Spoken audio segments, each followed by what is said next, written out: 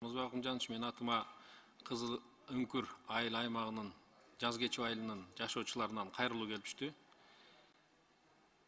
Кызыл Үңкүр айыл аймагы деңиз деңгээлинен 1800 метр бийиктикте жайгашкан айыл өкмөт. Толугу менен Токой чарбанын карамагында.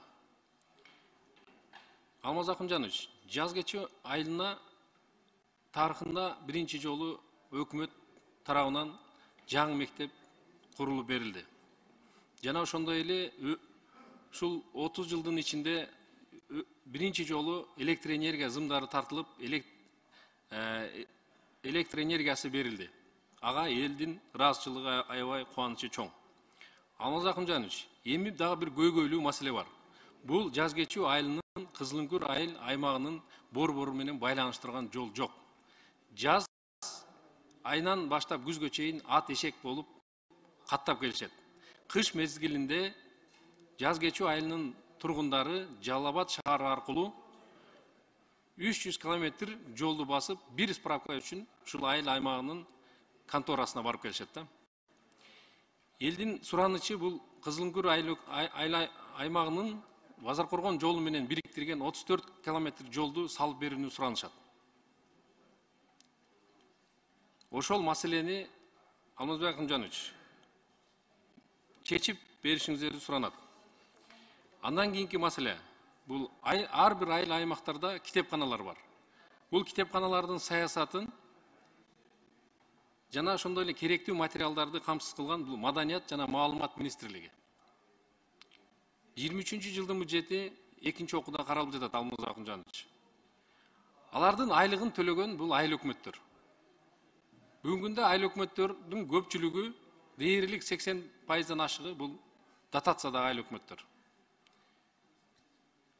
Республикалык бюджетке өткөзүп, ушул керектүү каражаттардын бардыгын жана ошондой эле айлык акысын ушу Маданият, Маалымат министрлиги төлөп берсе деген чоң өтүнүч.